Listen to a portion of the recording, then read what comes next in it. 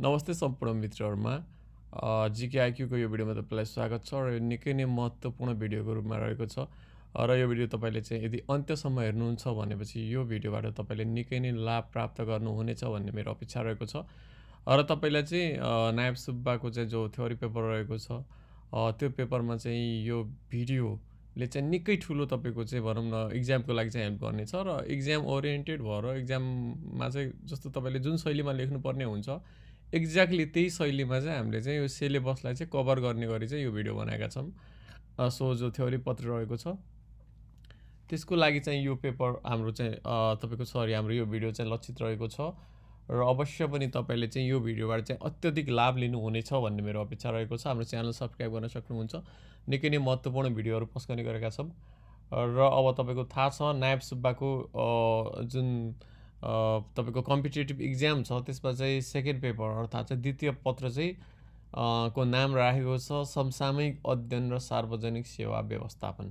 अर्थात् contemporary studies and public service management भनेर जो दोस्रो पत्र रहेको छ अहिले पहिले सामाजिक आर्थिक अवस्था भनेर राख्ने गर्दथ्यो हैन socio economic condition exactly syllabus त्यही नै हो हैन कन्टेन्टहरु त्यही नै छ हैन तर तपाईको के छ कि अब द्वितीय पत्र समसामयिक अध्ययन र सार्वजनिक सेवा व्यवस्थापन भनेर राखेको छ त्यसमा चाहिँ सिलेबस यदि तपाईले हेर्नुभएको छ अभ्यासले हेर्नुभएको होला हैन त्यसमा तीनटा पार्टहरु रहेको छ खण्ड क ख र ग अर्थात् पार्ट ए बी सी रहेको छ र यो चाहिँ हामीले चाहिँ कमान्डो किसिमको भन्नाले के भनेपछि अन्तिम टाइममा चाहिँ तपाईको एक्जाममा एकदमै एक्ज्याक्टली काम लाग्ने द्रुत गतिको तयारीको लागि चाहिँ यो भिडियो काम लाग्ने छ र लेन्दी हुने नै छ किनकि तपाईले चाहिँ अब थम्बनेलमा नि हेरिसक्नु भएको होला हैन पुरै यो चाहिँ जुन खण्ड क रहेको छ खण्ड ए को त्यसको चाहिँ 35 मार्क्सको चाहिँ वेटेज पुरै कभर गर्ने छ सो अब भिडियो लामो हुनेछ र यसमा चाहिँ मेहनत पनि रहेको छ हैन सो त्यही अनुसार चाहिँ तपाईले चाहिँ जस्तो भिडियोमा चाहिँ कुनै ठाउँमा तपाईलाई चाहिँ अब अलि स्पिड लाग्यो कुनै ठाउँ टिप्नु पर्यो भने तपाईले भिडियोलाई पज गर्न सक्नुहुन्छ टिप्न सक्नुहुन्छ त्यसमा कुनै पनि प्रब्लम छैन हैन सो भिडियोलाई चाहिँ अलि तपाईले फास्ट गर्न चाहनुहुन्छ भने चाहिँ जस्तो तपाईलाई त्यो हिसाबले पनि गर्न सक्नुहुन्छ तपाईले अडियो भन्दा पनि तपाईलाई चाहिँ त्यहाँको चाहिँ त्यो किसिमको चाहिँ टिप्ने मन छ भनेपछि बट तपाईले चाहिँ सुरुदेखि चाहिँ भिडियो हेर्नु होला लास्टसम्म किनकि सबै कन्टेन्टहरु हामीले समेटेका छौं र तपाईले यदि राम्रो हिसाबले तयारी गर्नुहुन्छ भनेपछि पार्ट ए को लागि चाहिँ यो जुन कन्टेन्ट रहेको छ यो तपाईको यो भिडियोमा रहेको कन्टेन्टहरु पनि तपाईको चाहिँ एकदमै इनफ हुन्छ हैन यो चाहिँ मैले सुरुमै भन्छु र तपाईले भिडियो हेरेपछि चाहिँ त्यो रियलाइज पनि गर्नुहुनेछ अब जस्तो खण्ड क को कुरा गरौँ हैन त्यसमा नेपालको भौगोलिक सामाजिक र आर्थिक अवस्था भनेर चाहिँ यसको चाहिँ नाम दिएको छ पहिलो पार्टलाई जसबाट 35 मार्क्सको प्रश्नहरु सोधिने गरिन्छ वेटेज 35 रहेको छ जसमा तपाईको चाहिँ 5 वटा प्रश्नहरु आउँछ 5 मार्क्सको भनेपछि 25 मार्क्सको आउँछ तपाईको चाहिँ सर्ट आन्सर क्वेशनहरु जसमा चाहिँ छोटो उत्तर लेख्नु पर्ने हुन्छ र यो पार्टबाट चाहिँ एउटा प्रश्न आउँछ लङ जुन चाहिँ आउँछ 10 मार्क्सको भनेपछि यसरी चाहिँ तपाईको चाहिँ के छ त 35 मार्क्सको वेटेज कभर गर्छ भनेपछि धेरै राम्रो मार्क्स हो 35 भनेको सो तपाईले चाहिँ यो निकै महत्त्वपूर्ण च्याप्टरलाई चाहिँ तपाईले नछुटाएर पुरै नै तपाईले हेर्नुपर्ने हुन्छ र अब पार्ट बी र पार्ट सी को चाहिँ अर्को भिडियो हामीले गर्ने छौं र पार्ट बी को कुरामा चाहिँ स्पेशली तपाईको संवैधानिक व्यवस्थाहरु र सरकारको कुराहरु छ हैन त्यसको नाम नै संवैधानिक व्यवस्था र सरकार हो जुन पनि तपाईको 35 मार्क्स रहेको छ 25 र 10 रहेको छ 25 सर्ट 10 लङ र अन्तिम च्याप्टरको कुरा गर्ने हो भनेपछि त्यो रहेको छ तपाईको चाहिँ पार्ट सी सार्वजनिक सेवा सञ्चालन र व्यवस्थापन त्यो चाहिँ 30 मार्क्सको रहेको छ यसरी 35 35 30 गरी चाहिँ रहेको छ जसमा चाहिँ 20 नम्बरको सर्ट आउँछ 10 नम्बरको एउटा लङ आउँछ सो सिलेबस एकदम सिम्पल रहेको छ अब हामी चाहिँ त्यही सिलेबसको पार्ट ए खण्ड क अन्तर्गतको नेपालको भौगोलिक सामाजिक र आर्थिक अवस्था अन्तर्गत हामी डिल गर्दै छौं क्वेशन आन्सर फर्मेटमा रहनेछ पुरै भिडियो हेर्नु होला च्यानल सब्स्क्राइब गर्नुभएको छैन भने प्लिज सब्स्क्राइब आवर च्यानल अब हेर्नुस् यसलाई म अलि छोटो बनाउन चाहन्छु हैन बढी देखियोस् इन्टरफेस यो अलि ठुलो इन्टरफेसमा छ सो पहिलो प्रश्न छ विश्व मानचित्रमा नेपालको अवस्थिति चित्रण गर्नुहोस् भन्ने प्रश्न धेरैचोटी आएको छ अझै पनि आउन सक्छ हैन जस्तो वर्ल्ड म्यापमा चाहिँ नेपालको चाहिँ कस्तो रहेको छ त हैन लोकेसन त्यो कुराहरुलाई चाहिँ तपाईले डिपिक्ट गर्नुहोस् भन्ने किसिमको क्वेशन रहेको छ सो यसमा तपाईले लेख्नु पर्ने कुराहरु यति छ तपाईले यो चाहिँ ब्याकग्राउन्ड हो हैन यसमा तपाईले लेख्न सक्नुहुन्छ एकदमै छोटो छ यसमा जस्ट लिंक गरेको छ आन्सरसँग क्वेशनलाई दक्षिण एसियामा अवस्थित भूपरिवेष्टित मुलुक नेपालको विश्व मानचित्रमा अवस्थिति दिए बमोजिम रहेको छ भने चाहिँ तपाईँले सिम्पल लेख्न सक्नुहुन्छ, धेरै लेन्दी लेख्नुपर्ने जरुरी छैन, टु द पोइन्ट। कुल क्षेत्रफल 1,47,516 वर्ग किलोमिटर रहेको छ, जुन विश्वको 0.03% हुन आउँछ। यो नयाँ अपडेटेड क्षेत्रफल हो। त्यस्तै गरी 26 डिग्री 4 मिनट पूर्वी देशान्तरदेखि 88 डिग्री 12 मिनट पूर्वी देशान्तरसम्म फैलेको छ। यो चाहिँ हाम्रो के भयो त, अक्षांश अनुसारको चाहिँ फैलावट भयो। त्यसै गरी नेपालको उत्तरमा चीनको स्वशासित क्षेत्र तिब्बत पर्दछ भने पूर्व पश्चिम र दक्षिणमा भारतसँग सिमाना जोडिएको छ। त्यसै गरी नेपालको सरदर लम्बाइ 885 किलोमिटर रहेको छ र सरदर चौडाइ 193 किलोमिटर रहेको छ। नेपालको प्रमाणिक समय ग्रिनविच मिन टाइम भन्दा 5 घण्टा 45 मिनट अगाडि रहेको छ, जुन गौरीशङ्कर हिमाललाई आधार मानि तय गरेको थियो। र त्यसै गरी नेपाल समुद्रबाट 1126 किलोमिटर टाढा रहेको छ। उक्त दूरीमा पर्ने समुद्र बङ्गालको खाडी हो। सो कतै 1127 पनि देखिन्छ, सो इट डजन्ट म्याटर होइन, त्यसले त्यति धेरै फरक पर्दैन। तपाईँको मेन कन्टेन्ट सबै आउनु पऱ्यो। र एट लास्ट होइन, तपाईँले यो कन्क्लुजन दिन सक्नुहुन्छ। संक्षेपमा भन्नुपर्दा नेपाल भारत र चीन जस्ता विशाल मुलुकको बिचमा अवस्थित एक सानो मुलुक हो, जुन उत्तरी गोलार्ध एवं पूर्वी देशान्तरमा अवस्थित रहेको छ। यसरी विश्व मानचित्रमा नेपालको अवस्थिति कस्तो रहेको छ चित्रण गर्नुहोस् भन्ने प्रश्न आयो भने तपाईँले यसरी डिल गर्न सक्नुहुन्छ।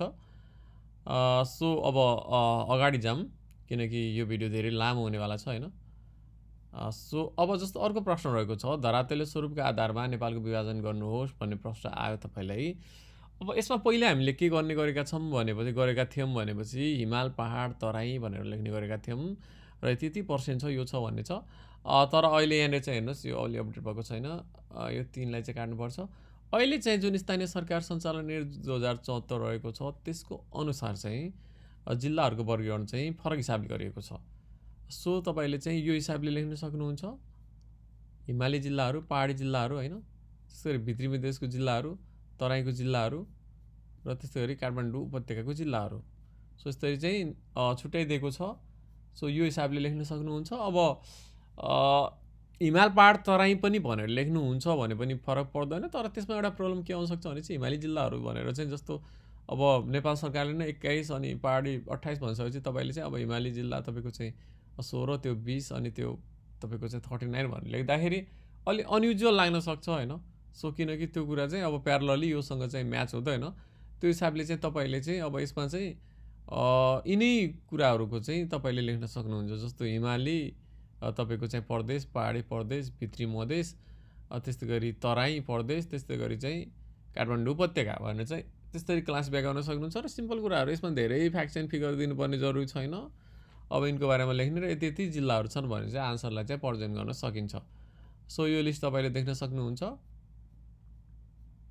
र यदि जर्नल रूपमा आन्सर लेख्नुहुन्छ भने चाहिँ हिमाली पहाडी भित्री मधेस हिमाली पहाडी र तराई भनेर लेख्दा पनि हुन्छ। सो यसमा धेरै टाइम वेस्ट नगरौँ। अब हेरौँ अर्को प्रश्न, जुन चाहिँ अलिक सब्जेक्टिभ कन्सेप्ट कभर गर्छ, त्यस्तो प्रश्नमा हामी बढी फोकस गरौँ। भूपरिवेष्टित मुलुकको रूपमा नेपालले भोग्नु परेका समस्याहरू लेख्नुहोस्। आज ल्यान्डलक कन्ट्री नेपालले के कस्तो प्रब्लमहरू चाहिँ फेस गर्नु परेको छ भन्ने प्रश्न रहेको छ, सजिलो प्रश्न रहेको छ। अब यसको उत्तर हेरौँ। नेपाल उत्तरतर्फ चीन र बाँकी 3तिर भारतको भूमिले घेरिएर भूपरिवेष्टित मुलुक बन्न पुगेको छ, जसले गर्दा विविध सुविधाबाट वञ्चित हुनुका साथै समस्याहरू भोग्नु परेको छ, जसलाई द्याइ बमोजिम चर्चा गर्न सकिन्छ भन्ने रहेको छ। सस्तो जलमार्ग एवं जलयातायातको सुविधाबाट वञ्चित हुनु परेको छ। अन्तर्राष्ट्रिय व्यापारको लागि भारतमाथिको अत्यधिक निर्भरता रहेको छ अथवा निर्भर हुनु परेको छ। समुद्रबाट प्राप्त हुने अनेक बहुमूल्य खनिज सम्पदाको उपयोगबाट वञ्चित हुनु परेको छ। सीमा सुरक्षा खर्चिलो हुनु पुगेको छ। त्यसै गरी अन्तर्राष्ट्रिय पारवहनमा कठिनाइ उत्पन्न भएको छ। यसरी यो बुदाहरू लेख्न सक्नुहुन्छ र अन्त्यमा तपाईँले कन्क्लुजन दिन सक्नुहुन्छ।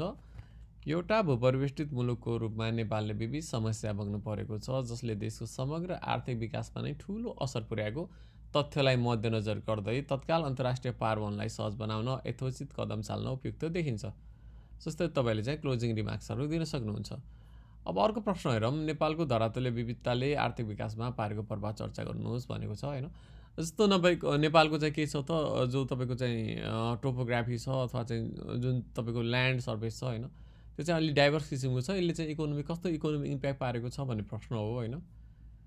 यसमा चाहिँ तपाईँले लेख्न सक्नुहुन्छ, नेपालको धरातलीय विविधताले आर्थिक विकासमा सकारात्मक तथा नकारात्मक दुवै किसिमको प्रभाव पारेको छ, जसलाई द्याइ बमोजिम चर्चा गर्न सकिन्छ। अब सकारात्मक प्रभाव हेर्नुहोस्, अग्ला हिमाल पर्वत श्रृङ्खला एवं मनोरम भू बनावटले गर्दा पर्यटकको सम्भावना बढाएको छ।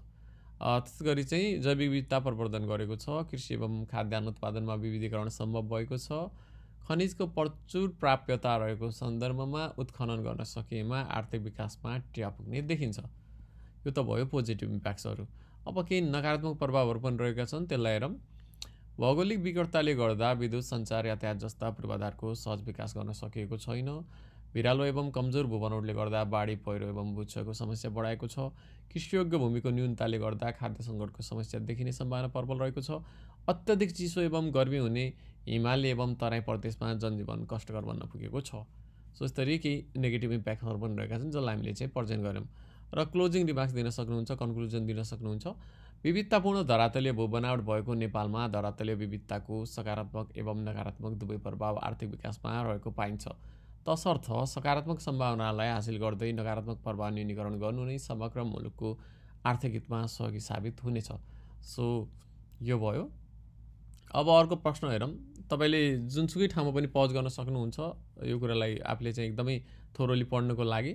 सो यदि यो एकदमै स्पिड बढी पनि हुनसक्छ होइन, किनकि यो धेरै लामो भिडियो हुँदैछ, त्यो हिसाबले चाहिँ मैले अलिक फास्ट गर्दैछु। यसले तपाईँलाई फाइदा पनि गर्छ होइन, अलिक छिटो गर्दाखेरि, किन तपाईँले एकैचोटि चाहिँ धेरै कुराहरू चाहिँ समेट्न सक्नुहुन्छ। नेपालमा पाइने हावापानीको वर्गीकरण गर्नुहोस् भन्ने प्रश्न आइराखेको हुन्छ। यस्तो प्रश्नमा हेर्नुहोस्, तपाईँले ब्याकग्राउन्डमा लेख्न सक्नुहुन्छ।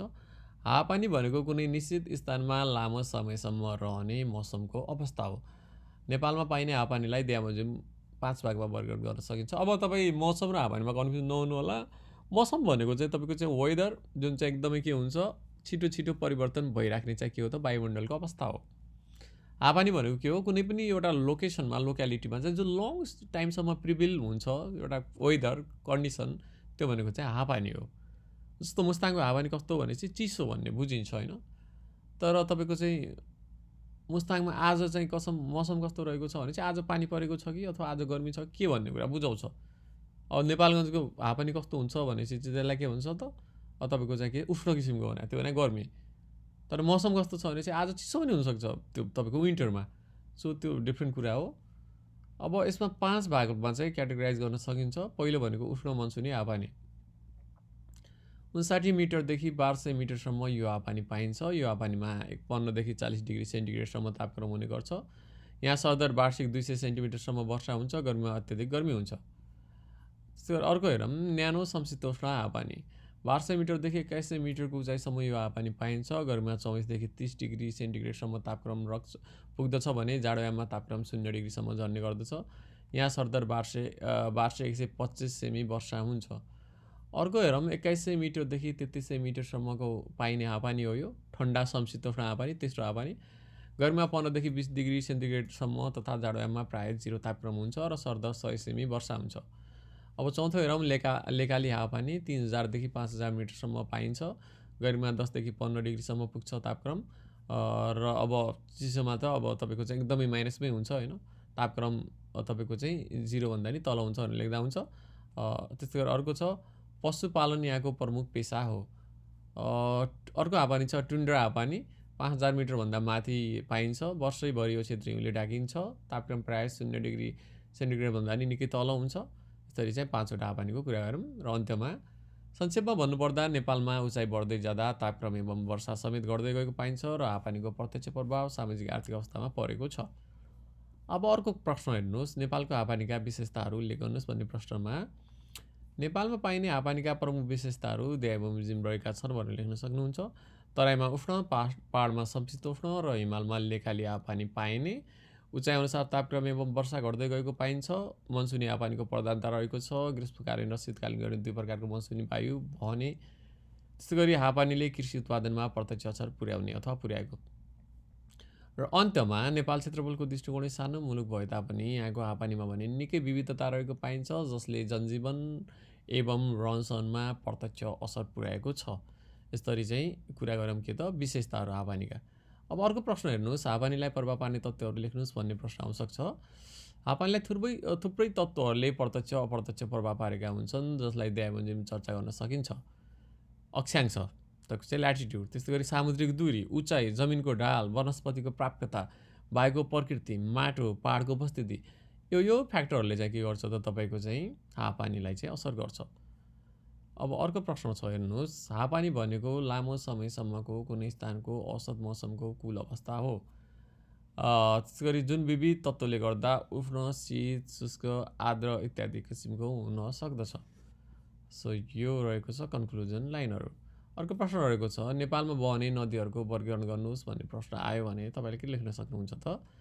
उत्पत्तिका आधारमा नेपालमा रहेका सम्पूर्ण नदीहरूलाई द्यावबमोजिम 3 भागमा वर्गीकरण गर्न सकिन्छ। एक भनेको के त? पहिलो स्तरको नदी।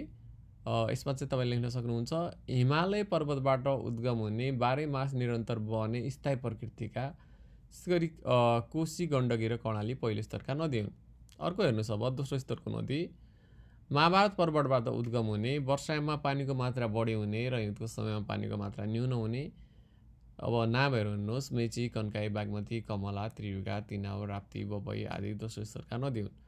अब तेस्रो स्तरको नदीमा हेर्नुहोस्, सूर्य पर्वतमालाबाट उद्गम हुने, वर्षायाममा बग्ने तर हिउँदमा प्रायः सुक्ने, मोहना या मोदना भएको छ, मोहना, सिर्सिया, हर्दीनाथ, रतुवा, तिलाबे, बग्राहा, पातुखोला आदि तेस्रो स्तरका नदी हुन्। अब अन्त्यमा लेख्नुहोस्, नेपालमा बहने पहिलो, दोस्रो र तेस्रो स्तरको नदीहरूको आफ्नो छुट्टै विशेषता र महत्त्व रहेको छ, तसर्थ यी नदीहरूलाई आर्थिक, सामाजिक एवं पर्यटकीय रूपमा सदुपयोग गर्न सके यसले अर्थतन्त्रमा सकारात्मक प्रभाव पार्न सक्ने देखिन्छ। अर्को प्रश्न हेरौँ, जलसम्पदाको महत्त्व दर्शाउनुहोस् भन्ने प्रश्नमा विभिन्न प्रयोजनका लागि उपयोगी सिद्ध हुने पानीका स्रोतहरू जलसम्पदा हुन्। यस अन्तर्गत कृषि, औद्योगिक, घरायसी, मनोरञ्जनात्मक तथा वातावरणीय जस्ता विविध प्रयोजन पर्ने गर्दछन्। जलसम्पदाको महत्त्वलाई द्यावबमोजिम उल्लेख गर्न सकिन्छ। पिउने पानी आपूर्तिको लागि, सिँचाइको लागि, जलविद्युत उत्पादनको लागि, मत्स्यपालन व्यवसाय सञ्चालन गर्न, मनोरञ्जनात्मक क्रियाकलाप सञ्चालन गर्न र परम्परागत पानी घट्ट चलाउन, त्यसै गरी पर्यटकीय एवं औद्योगिक विकास गर्न। यसरी चाहिँ माथि उल्लेखित विविध क्रियाकलाप सञ्चालन गर्न जलसम्पदाको ठुलो महत्त्व रहेको छ भनेर तपाईँले क्लोजिङ रिमार्क्स दिन सक्नुहुन्छ।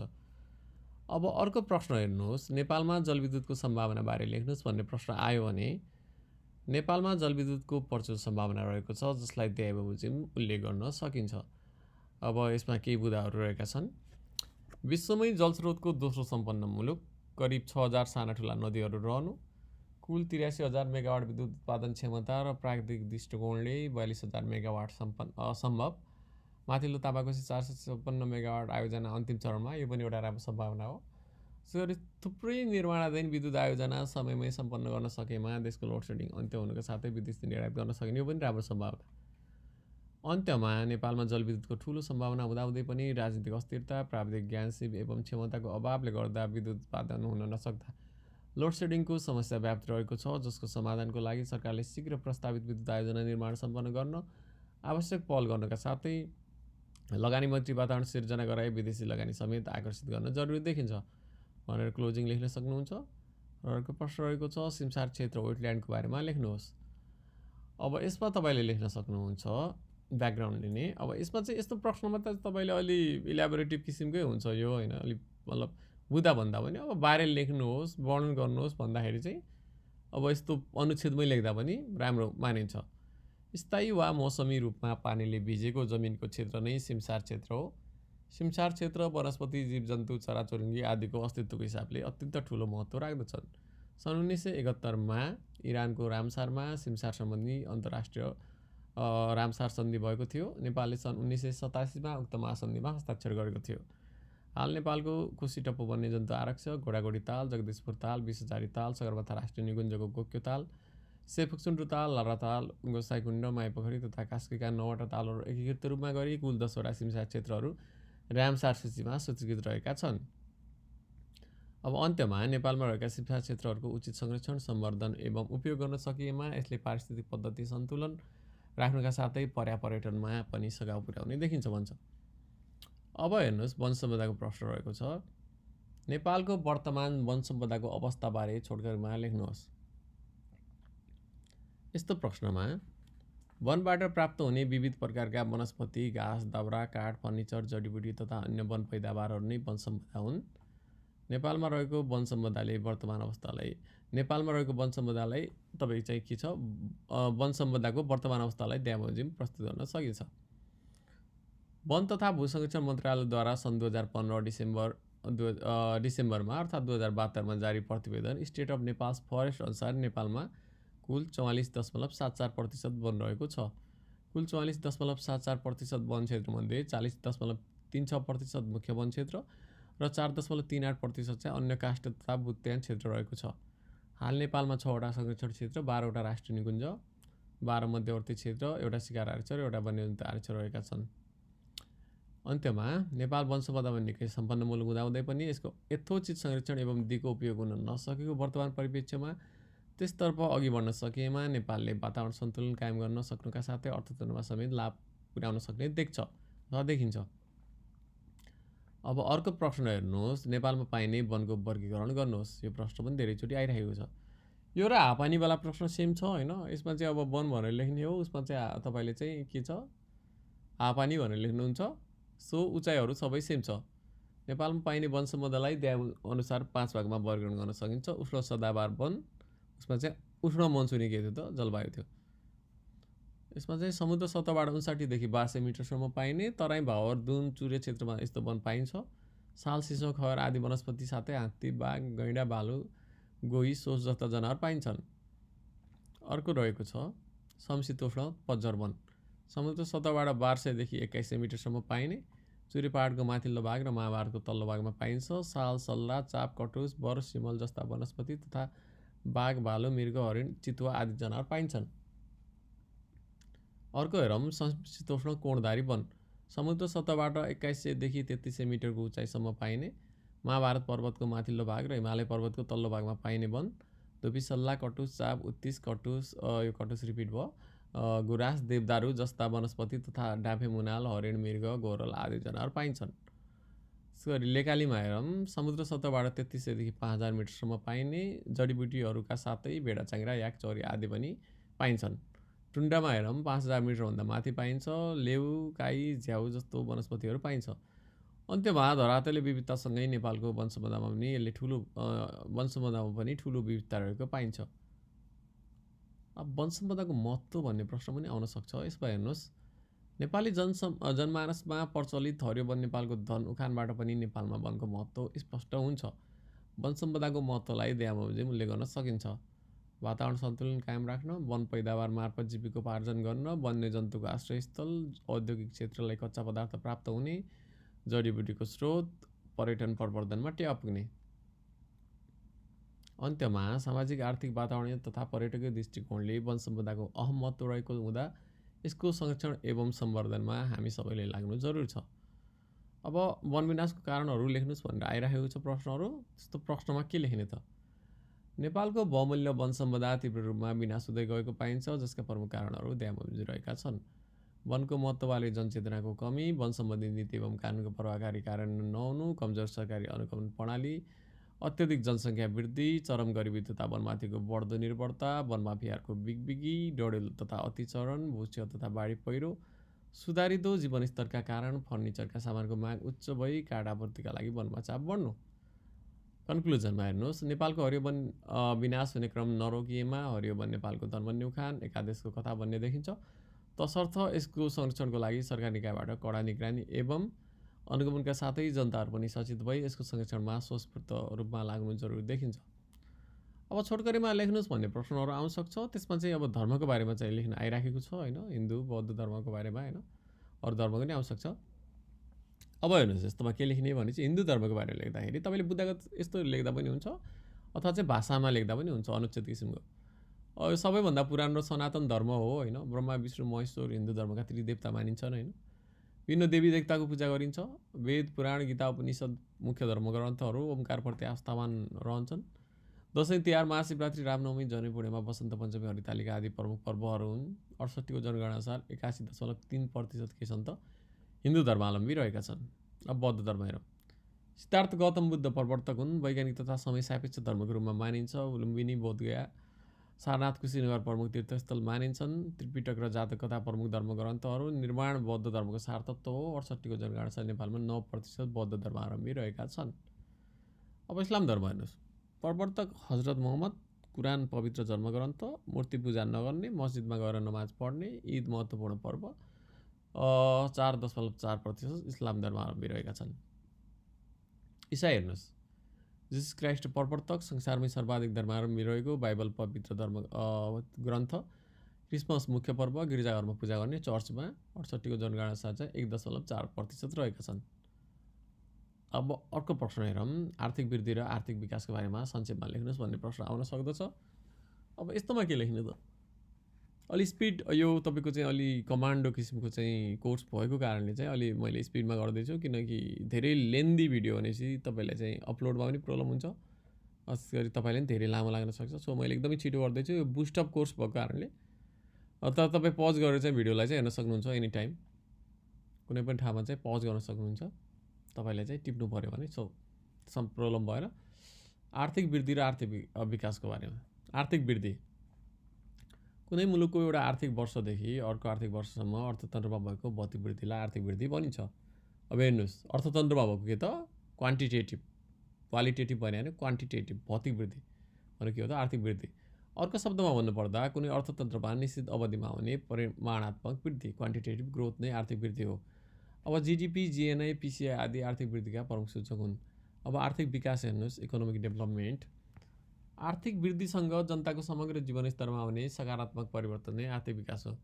अर्थात् आर्थिक वृद्धिसँगै अर्थतन्त्रमा हुने गरिबीको न्यूनीकरण, बेरोजगारीको अन्त्य र समानताको अवस्था भनेको के हो त आर्थिक विकास हो। अब economic development equal to economic growth plus positive changes भनेर चाहिँ तपाईँले चाहिँ यसलाई चाहिँ पनि गर्न सकिन्छ, यसलाई चाहिँ सो गर्न सकिन्छ। अब विकास के त आर्थिक विकास भनेको आर्थिक वृद्धि पनि हुनु पऱ्यो, त्यसले चाहिँ के गर्नु चेन्ज पनि ल्याउनु पऱ्यो क्या। जस्तो तपाईँसँग चाहिँ मन्थली 1 लाखको इन्कम छ तपाईँको फ्यामिलीको अथवा तपाईँको, अब त्यो भनेको इकोनोमिक ग्रोथ भयो। तर त्यसले गर्दाखेरि तपाईँको चाहिँ बच्चाको चाहिँ न्युट्रिसनको चाहिँ स्ट्याटस, हेल्थको स्ट्याटस, एजुकेसन, त्यसमा तपाईँले चाहिँ खर्च गरेर त्यसले चाहिँ पोजिटिभ इम्प्याक्ट ल्याएको छ भने चाहिँ इकोनोमिक डेभलपमेन्ट पनि भयो। तर तपाईँको चाहिँ के छ त 1.5 लाख परिवारको चाहिँ मन्थली इन्कम छ, तर त्यसले पोजिटिभ चेन्ज ल्याएन भने के भयो त, त्यो खालि तपाईँको चाहिँ इकोनोमिक तपाईँको के भयो त ग्रोथ मात्रै भयो। तर ग्रोथ चाहिँ इकोनोमिक डेभलपमेन्ट सरी त्यो पोजिटिभ चेन्जेस ल्याउँदैन, ग्रोथले भन्न खोजे होइन कि त्यो खालि क्वान्टिटेटिभ तपाईँको चाहिँ ग्रोथ हुनु भनेको सिम्पली के भयो त आर्थिक वृद्धि भयो। तर त्योसँगै चेन्जेसहरू आउनु भने के भयो त डेभलपमेन्ट भयो। सो अलिक ब्रोडर कन्सेप्ट भयो। अब जस्तो हामी जस्तो अन्डर डेभलप कन्ट्रीहरूको लागि चाहिँ इकोनोमिक डेभलपमेन्ट धेरै जरुरी छ, किनभने चाहिँ धेरै कुराहरू बेसिक कुरा नै पुगेको छैन होइन, गरिबी छ, बेरोजगारी छ होइन। अब अन्त्यमा हेर्नुहोस्, आर्थिक वृद्धि अर्थतन्त्रमा भएको परिमाणात्मक वृद्धि हो भने नेपाल विकास आर्थिक विकास गुणात्मक परिवर्तन हो। वर्तमान परिप्रेक्ष्यमा नेपालमा अर्थतन्त्रमा भौतिक वृद्धिसँगै जनताको जीवनस्तरमा सकारात्मक परिवर्तन ल्याउनु जरुरी देखिन्छ। यो त कमन कुरा भयो। अब आर्थिक विकासका सूचकहरू के हुन् भनेर सोधेको छ होइन, एकचोटि सोध्न सक्छ। आर्थिक विकास भनेको आर्थिक वृद्धिसँगै विविध मानवीय आयाममा हुने सकारात्मक परिवर्तन जसलाई मापन गर्ने सूचक बमोजिम रहेका छन्। अब केले नाप्छ त अब आर्थिक विकासका कुराहरूलाई, तपाईँले चाहिँ यी कुराहरू आर्थिक विकासका सूचक के हुन्, इन्डिकेटरहरू। ह्युमन डेभलपमेन्ट इन्डेक्स एसडिआई सूचकाङ्क 0 देखि 1 को बिचमा हुन्छ होइन। अब जसको चाहिँ 1 छ त्यो भनेको एकदमै मतलब हाई भन्छ होइन, जसको चाहिँ 0 को नजिक छ त्यसलाई के भन्छ लो भन्छ। अब अर्को हेर्नुहोस्, गिनी कोएफिसिएन्ट छ होइन, यो पनि 0 देखि 1 को बिचमा रहन्छ होइन, यसलाई असमानता सूचक पनि भन्छ होइन। अब तपाईँको चाहिँ जस्तो 0 छ भने एकदमै तपाईँको चाहिँ असमान मानिन्छ, 1 छ भने चाहिँ के मानिन्छ त यसलाई चाहिँ तपाईँको चाहिँ 1 हुनु भनेको चाहिँ 0 को नजिक हुनु भनेको चाहिँ शून्य असमानता भयो होइन, एकदमै तपाईँको कम भयो त्यो असमानता डिस्प्यारिटीहरू राम्रो भयो। 1 गिनी कोएफिसिएन्ट छ भने यो पूर्ण असमानता भयो क्या, एकदमै एब्सोल्युट इनइक्वालिटिज भयो। सो तपाईँको के हुन्छ 0 को 1 बिचमा हुन्छ, 0 राम्रो 1 नराम्रो। अब ह्युमन पोभर्टी इन्डेक्स छ, यो 1997 देखि निकाल्न थालेको हो होइन। यसमा 3टा सूचकहरू छन्, सर्भाइभल, नलेज र डिसेन्ट स्ट्यान्डर्ड अफ लिभिङको सूचकहरू। अर्को छ ब्यालेन्स अफ ट्रेड बिओटी। अब चाहिँ ब्यालेन्स अफ ट्रेडले के बुझाउँछ भने चाहिँ व्यापारमा चाहिँ जो हुन्छ नि आयात र निर्यात, त्यो बिचको चाहिँ जो ग्याप हुन्छ अथवा अन्तर हुन्छ त्यसलाई चाहिँ ब्यालेन्स अफ पेमेन्ट भन्छ। यदि तपाईँको चाहिँ आयात र निर्यातलाई चाहिँ के गर्ने हो, तपाईँको चाहिँ घटाइदिने हो भनेपछि सब्स्ट्र्याक्ट गर्ने भने चाहिँ के हुन्छ ब्यालेन्स अफ ट्रेड आउँछ। कति आयात भयो र कति निर्यात भयो। मुलुकको तीव्र अब विकासको लागि चाहिँ के छ त आयातभन्दा निर्यात बढी चाहिन्छ अभियसली। अब यसरी चाहिँ के छ भने त एसडिआई, गिनी कोएफिसिएन्ट, एचपिआई र ब्यालेन्स अफ ट्रेड के हुन् प्रमुख सूचक हुन्। अब आर्थिक विकासको महत्त्वपूर्ण पक्ष कृषिको बारेमा लेख्नुहोस् भन्ने प्रश्न आउन सक्छ होइन। अब 74% जनसङ्ख्या कृषिमा संलग्न रहेको हुँदा नेपाल एक कृषि प्रधान मुलुक हो होइन। अब कृषिलाई चाहिँ अब यसरी चाहिँ हामी प्रस्तुत गर्न सक्छौँ। अब आर्थिक विकासको मेरुदण्ड भयो होइन, जिडिपीमा चाहिँ अब 27.6% योगदान रहेको छ यो आर्थिक सर्वेक्षण यो 76-77 अनुसार यो लेटेस्ट हो। अब करिब 74% मानिस कृषिमा संलग्न छन्। निर्वाहमुखी खेती प्रणाली रहेको छ होइन। नेपाल कृषिलाई मनसुनको जुवा पनि मान्न सकिन्छ। खाद्य बालीको प्रधानता रहेको छ। यो कुराहरू लेख्यौँ। अब लास्टमा नेपाल कृषि प्रधान मुलुक हुँदाहुँदै पनि खाद्य सङ्कट टर्न सकेको छैन। अर्कोतिर भारतबाट खाद्यान्न आयात गर्नुपर्ने बाध्यता छँदैछ। तसर्थ कृषिलाई आधुनिक एवं व्यवसायमुखी बनाई सङ्कट समाधान गर्नुका साथै यो के हो जिडिपीमा होला यो अलि यो फन्ड मिलेन कृषिको योगदान बढाउन जरुरी देखिन्छ। अब यसको कृषिको विशेषता लेख्नुहोस् भन्ने प्रश्न आयो भनेपछि तले विशेषता लेख्न सक्नुहुन्छ।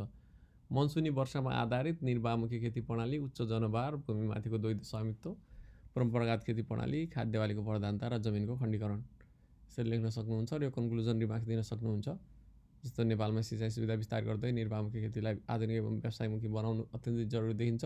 साथै भूमिमाथिको द्वैध स्वामित्व अन्त्य तथा जमिनको खण्डीकरण रोक्नु पनि जरुरी छ भनेर।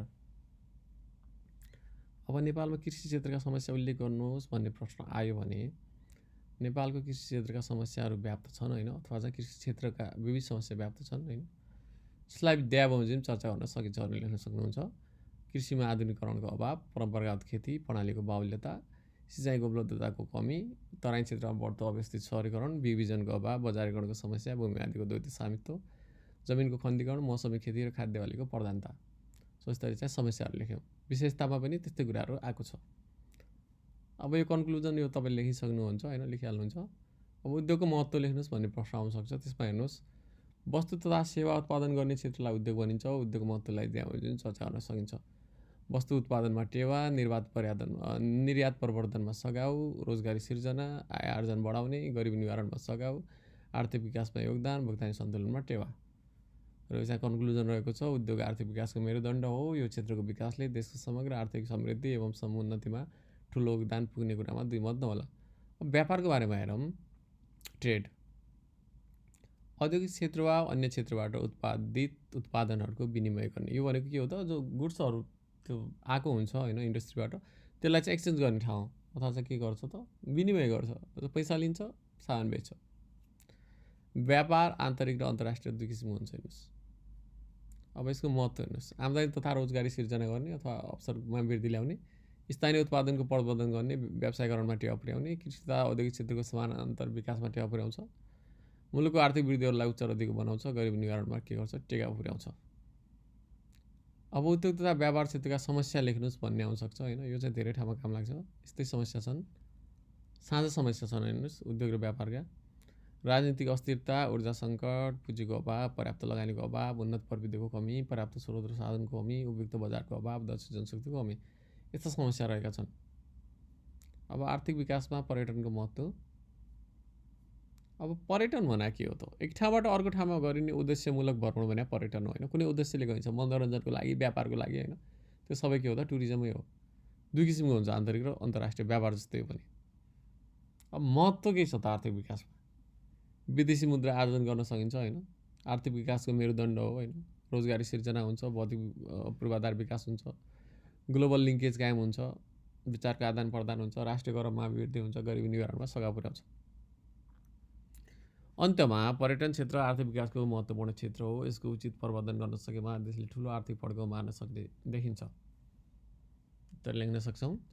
र नेपालमा रहेका पर्यटकीय सम्भावना उल्लेख गर्नुहोस् भन्ने प्रश्न पनि आउँछ। यो धेरैचोटि आएको छ यो प्रश्न। यो प्रश्नमा फोकस गरौँ। नेपाल प्रचुर पर्यटकीय सम्भावना बोकेको मुलुक हो, जसलाई द्याबोजिम उल्लेख गर्न सकिन्छ। यसमा ब्याकग्राउन्ड कम दिएका छौँ। अनुपम प्राकृतिक सौन्दर्य, भौगोलिक एवं धरातलीय विविधता, सर्वोच्च शिखर सगरमाथा एवं अन्य अग्ला हिम शिखरहरू, महात्मा गौतम बुद्धको पवित्र जन्मभूमि, धार्मिक सांस्कृतिक विविधता, जैव विविधता, साहसिक पर्यटन, ऱ्याफ्टिङ, बन्जी जम्प, प्याराग्लाइडिङको सम्भावना, द ग्रेट हिमालयन ट्रेल लगायत अन्य पदमार्गहरू, द्वन्द्व रूपान्तरण भई शान्ति स्थापनाको अवस्था। सो यो के हो त नेपालमा चाहिँ पर्यटकीय विकासको सम्भावना हो। अब क्लोजिङ रिमार्क्स हेरौँ। Concluding lines. नेपाल थुप्रै पर्यटकीय सम्भावनाले युक्त गन्तव्यस्थल हो, तर पनि नेपालमा पर्यटकीय आगमन बढ्न सकेको छैन। तसर्थ प्रचार प्रसार, पर्यटन अभियान मार्फत पर्यटन प्रवर्धन गर्न सकेमा यसले आर्थिक विकासमा ठुलो सहयोग पुर्याउने देखिन्छ। अब अर्को प्रश्न हेरौँ। नेपालमा वैदेशिक रोजगारीको अवस्था चित्रण गर्नुहोस् भन्ने प्रश्न रहेको छ। सरकारले तोकेको विदेशी मुलुकमा गई गरिने रोजगारी नै वैदेशिक रोजगारी हो। नेपालमा यसको अवस्था त्यहाँ रहेको छ। जिडिपीमा चाहिँ अब तपाईँको चाहिँ के छ त रेमिट्यान्सको कन्ट्रिब्युसन तपाईँको 1/3 रहेको छ, धेरै ठुलो यो भनेको। वैदेशिक रोजगारको लागि चाहिँ 10 मुलुक खुला रहेको छ। यो फ्याक्ट एन्ड फिगरहरू चाहिँ हेर्नु होला, अपडेट गर्नु होला, अपडेट नभए पनि हुनसक्छ होइन। दैनिक करिब 1500 व्यक्ति वैदेशिक रोजगारीमा जाने गरेको, अझै यो नम्बर बढेको होला। वर्षेनी करिब 5 लाख व्यक्ति रोजगारीमा विदेशी गरी अझै बढेको होला होइन। सो यो चाहिँ 2000 हुनसक्छ, यो पनि अझै बढेको हुनसक्छ। यो अलिक पुरानो डाटा छ। 6वटा मुलुकको द्विपक्षीय श्रम सम्झौता, यो पनि सायद बढेको छ जस्तो लाग्छ मलाई, द्विपक्षीय श्रम सम्झौता।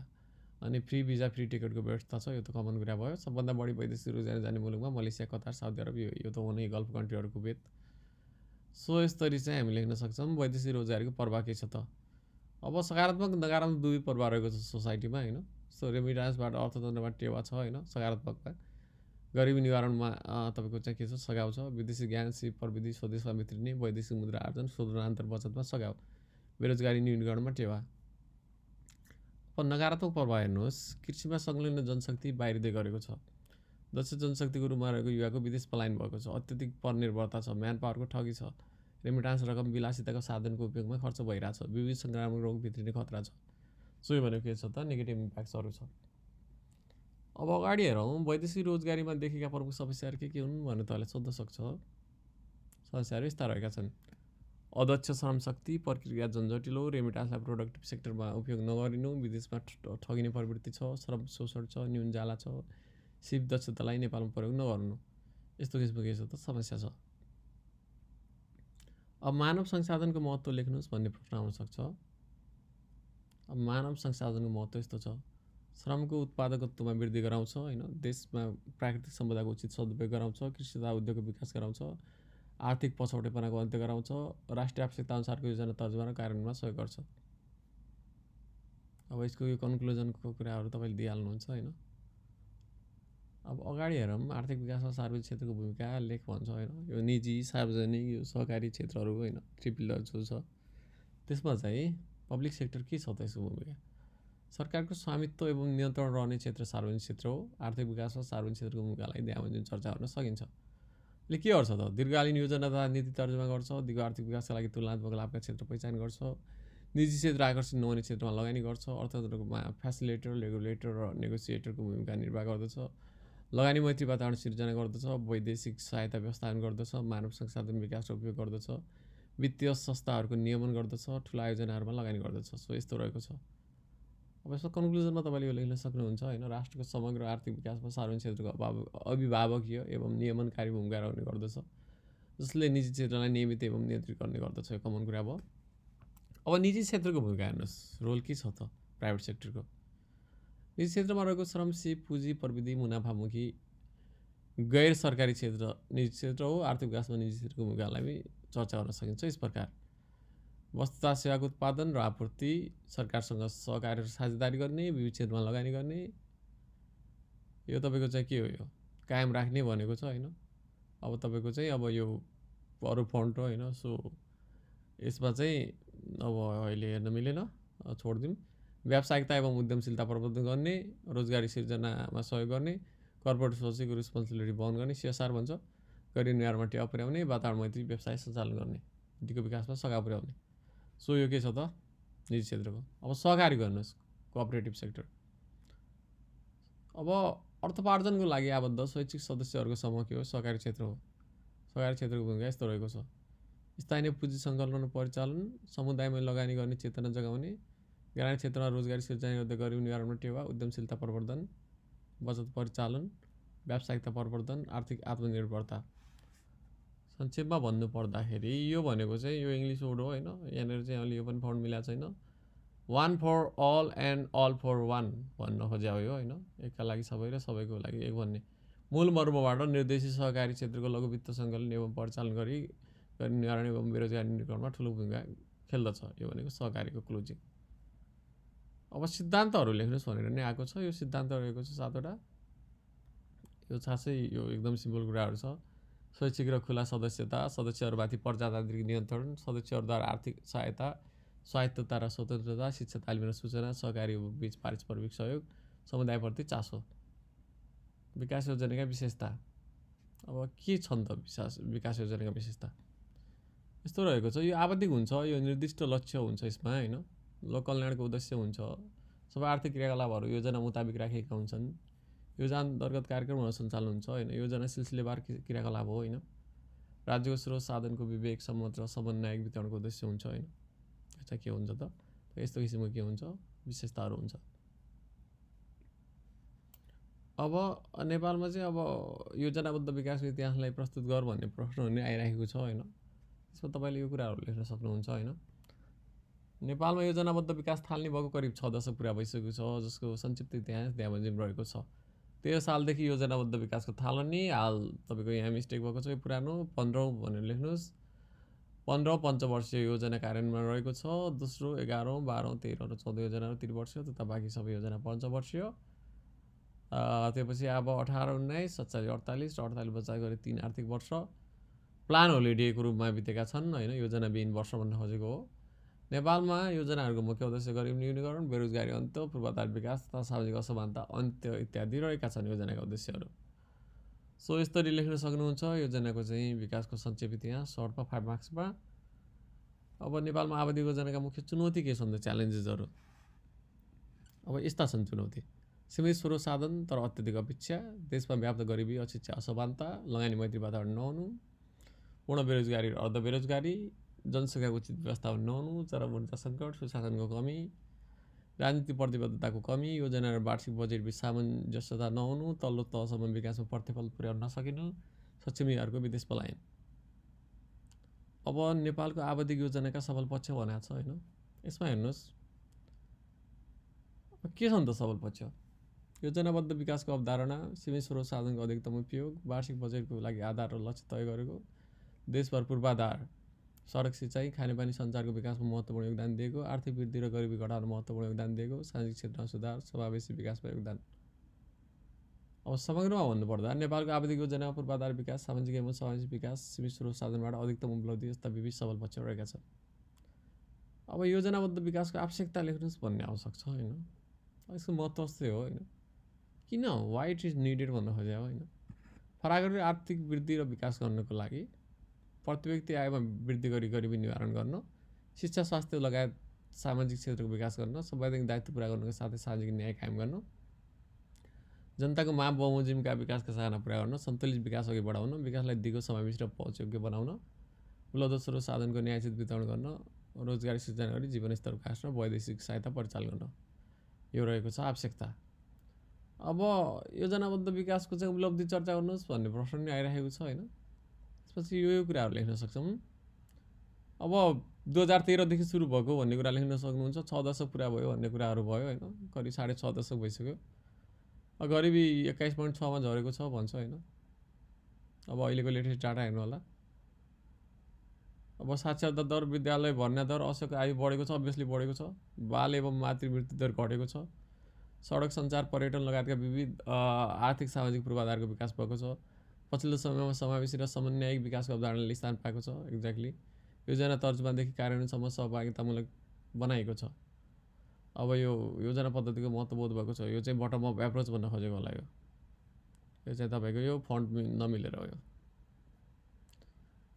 अब जनसङ्ख्या व्यवस्थापनको प्रश्न आयो भने तपाईँले हेर्नुहोस्, मुलुकमा उपलब्ध हुने स्रोत साधन अनुसार जनसङ्ख्याको आकार बनाउने प्रक्रिया भनेको हो जनसङ्ख्या व्यवस्थापन हो। यसको उपाय के छन् त? जनसङ्ख्या शिक्षा प्रदान गर्ने, बाल विवाह तथा बहुविवाहलाई निरुत्साहित गर्ने, जन्मान्तर कायम राख्ने, परिवार नियोजनका साधनलाई सर्वसुलभ बनाउने, प्रजन स्वास्थ्य शिक्षालाई सर्वसुलभ बनाउने, जनसङ्ख्या व्यवस्थापन सम्बन्धी नीति कार्यक्रम तर्जुमा गर्ने। यस्तो छ। यो कन्क्लुजन तपाईँ लेखिहाल्नुहुन्छ, पज गरेर पढ्नु होला यदि तपाईँलाई यो हेर्नु छ भने। अब यसको उद्देश्यहरू के छ त जनसङ्ख्या व्यवस्थापनको? स्रोत साधन र जनसङ्ख्या बीच सन्तुलन कायम गर्ने, जनसङ्ख्या वृद्धिलाई नियन्त्रण गर्ने, अत्यधिक जनसङ्ख्या कारण वातावरणीय समस्या आउन नदिने, जनसङ्ख्या र वातावरण बीच सामञ्जस्यता मिलाउने, दिगो आर्थिक र सामाजिक विकासमा सहयोग पुर्याउने, यस्तो रहेको छ। अब सहरीकरण भन्ने छ हेर्नुहोस्, सहरीकरणका सकारात्मक र नकारात्मक प्रभावहरू। अब सकारात्मक के छन् त? जीवनस्तरमा सुधार, यातायात सञ्चार विकास, सानो परिवारको चाहना, पूर्वाधार विकास, आर्थिक विकास, शिक्षा स्वास्थ्य सुविधामा वृद्धि, रोजगारीका अवसरमा वृद्धि, नयाँ प्रविधिको उपयोग। अब नकारात्मक हेर्नुहोस्, अव्यवस्थित बसोबास, फर्मुला व्यवस्थापन समस्या, बेरोजगारीमा वृद्धि, सामाजिक व्यक्तिगत घटनामा बढोत्तरी, वातावरणीय ह्रास, प्राकृतिक स्रोतको अतिदोहन, शिक्षा स्वास्थ्य खानेपानीको समस्या, भू उपयोग परिवर्तन। बसाइसराईका कारक तत्त्व के फ्याक्टरहरूले एफेक्ट गर्छ त माइग्रेसनमा? अब बसाइसराई भनेको आफू बसेको बसोबास स्थान छोडी अर्को ठाउँमा जाने के हो त प्रक्रिया हो। अब दुईवटा तत्त्वहरू हुन्छ यसो, आकर्षक तत्त्व, विकर्षक तत्त्व। पुलिङ फ्याक्टर र पुसिङ फ्याक्टर भन्छ। पुल तान्ने, आकर्षण गर्ने। रोजगारीको अवसरहरू, शिक्षा स्वास्थ्य यातायातको सुविधाहरू, शान्ति सुरक्षा मनचयनहरू, आरामदायी जीवन होइन, सहरीकरण, यसले के गर्छ त पुल गर्छ, तान्छ, आकर्षण गर्छ। अब विकर्षण पुस गर्ने, त्यहाँबाट भगाउने। बेरोजगारीहरू, कष्टकर जीवनहरू, दैवी प्रकोपहरू, आर्थिक अवसरको कमी, कमजोर प्रोत्साहन, सामाजिक द्वन्द्व, गरिबीले के गर्छ त त्यहाँबाट पुस गर्छ, अन्यत्र धकेल्न मद्दत गर्छ। चाहिँ यस्तो तत्त्वहरू छ। बसाइसराईको प्रवृत्ति कस्तो छ त? नर्मली के हुन्छ, आन्तरिक र अन्तर्राष्ट्रिय हुन्छ होइन। बसाइसराईको प्रवृत्ति यस्तो छ, गाउँबाट सहर, हिमालबाट पहाड, पहाडबाट तराई, मफसलबाट राजधानी होइन भने बाहिरबाट चाहिँ के त क्यापिटलतिर, अनि रोजगारीको लागि बाह्य मुलुकतिर, यस्तो छ ट्रेन्ड। अब बसाइसराईका प्रभाव के छन् त? कृषि क्षेत्रमा संलग्न जनशक्तिको कमी भएको छ, ब्रेन ड्रेनको समस्या भएको छ, वातावरण असन्तुलन भएको छ, प्रदूषण बढेको छ, शान्ति सुरक्षामा समस्या आएको छ, जनसङ्ख्या व्यवस्थापनमा चरम असन्तुलन छ। सकारात्मक कुरा नि होला, रोजगारी, शिक्षा आदिको अवसर प्राप्त हुने, नयाँ विचार एवं चेतना स्थलमा अभिवृद्धि, उद्यमशीलता विकास, विदेशी मुलुकबाट विप्रेषण आय भित्रिने, साझा स्रोतको अतिक्रम परिचालन। अब वातावरण व्यवस्थापन भन्ने प्रश्न छ। विकास निर्माणका क्रियाकलाप र वातावरण संरक्षण तथा सम्वर्धनलाई सन्तुलित रूपमा अघि बढाउने प्रक्रिया नै के हो? वातावरण व्यवस्थापन। यसको महत्त्व, पारिस्थितिक पद्धतिको संरक्षण तथा सम्वर्धन, जैव विविधताको रक्षा, वातावरण सम्बन्धी सचेतना अभिवृद्धि, वातावरण सम्बन्धी नीति तर्जुमा गर्न, वातावरण शिक्षाको प्रचार प्रसार गर्न। अब जैव विविधता भन्ने छ हेर्नुहोस्। अब जैव विविधताको परिचय र प्रकारहरू। अब पृथ्वीमा पाइने वनस्पति जीवहरू बीच पाइने भिन्नता पऱ्यो के हो? जैव विविधता हो। अब विश्वमा चाहिँ नेपाल 25औं स्थानमा छ यो हिसाबले, एसियामै 11औं छ यो जैव विविधताको हिसाबले, बायोडाइभर्सिटीको हिसाबले। यस्तो टाइप्सहरू हेर्नुहोस्, पारिस्थितिक विविधता, इकोलोजिकल बायोडाइभर्सिटी भन्छ। अब यो भनेको चाहिँ जलस्थल, हिमाल, पहाड, तराई आदि विविध ठाउँमा पारिस्थितिक विविधता पाइन्छ होइन। अब अर्को रहेको छ जेनेटिक बायोडाइभर्सिटी, वंशाणुगत। एकै प्रजातिमा पनि एक जीव अर्कोभन्दा भिन्न हुन्छ होइन, त्यो भनेको चाहिँ वंशाणुले हो, जिनले हो। वंशाणुगत भिन्नताले पनि जैव विविधता हुन्छ। अर्को छ प्रजाति विविधता, स्पेसिज बायोडाइभर्सिटी। वनस्पति तथा प्राणीहरूमा अनेकौं प्रजाति हुन्छन् होइन। प्राणी तथा वनस्पतिको प्रजातिको विविधताले पारिस्थितिक प्रणालीमा समेत के गर्छ? विविधता ल्याउँछ। अन्त भयो, नेपाल जैव विविधताको दृष्टिले निकै सम्पन्न मुलुक हो। यहाँ पारिस्थितिक वंशाणुगत तथा प्रजातिहरूमा भएको भिन्नताले गर्दा जैव विविधता ल्याउन मद्दत गरेको छ। अब यसको महत्त्व सोध्छ बायोडाइभर्सिटीको, त्यसो तपाईँ लेख्न सक्नुहुन्छ। जीवहरूको अस्तित्व संरक्षण गर्न, प्राकृतिक स्रोत संरक्षण गर्न, प्राकृतिक दृश्य संरक्षण गर्न, पारिस्थितिक पद्धति सन्तुलन राख्न, आर्थिक सामाजिक औद्योगिक विकास गर्न, रोजगारी प्रवर्धन गर्न, जडीबुटी एवं वन पैदावार संरक्षण गर्न, खाद्यान्न चक्र सन्तुलन राख्न र अनुसन्धानमा उपयोगी। अब जैव विविधतामा ह्रास आउने कारणले भन्छ होइन। त्यसपछि तपाईँ लेख्न सक्नुहुन्छ वन जङ्गल विनाश, अत्यधिक सहरीकरण, वन्यजन्तुको चोरी शिकारी, वातावरण प्रदूषणमा वृद्धि, बाढी पहिरो भूस्खलन, प्राकृतिक प्रकोपहरू होइन। यो कुराहरू लेख्न सक्नुहुन्छ। जैव विविधता संरक्षणका उपायहरू, वातावरण शिक्षा प्रवर्धन, वन तथा वन्यजन्तु संरक्षण, जैव विविधताको महत्त्वबारे सचेतना अभिवृद्धि, वन संरक्षणमा सरकारी अनुमति तथा नियमन कडा पार्दै जाने, रासायनिक मल एवं कीटनाशक औषधिको प्रयोगमा कमी ल्याउने, यो रहेको छ कि संरक्षणको उपायहरू। अब वातावरण प्रदूषणका प्रकारहरू लेख भन्ने प्रश्न आयो भने यसमा तपाईँ लेख्न सक्नुहुन्छ। वातावरणमा प्राकृतिक अथवा मानवीय कारणले गर्दा विभिन्न परिवर्तन आई वातावरणको गुणस्तरमा ह्रास आउने प्रक्रियालाई वातावरण प्रदूषण भनिन्छ। अब यसको प्रकारहरू हेर्नुहोस्, वायु प्रदूषण, जल प्रदूषण, भू प्रदूषण, ध्वनि प्रदूषण, खाद्य प्रदूषण, विकिरण प्रदूषण, औद्योगिक प्रदूषण। सो यस्तो किसिमको टाइप रहेको छ। पहिले वायु, जल, भू, ध्वनि भनेर पर्थ्यो होइन, अरू पनि रहेका छन्। सो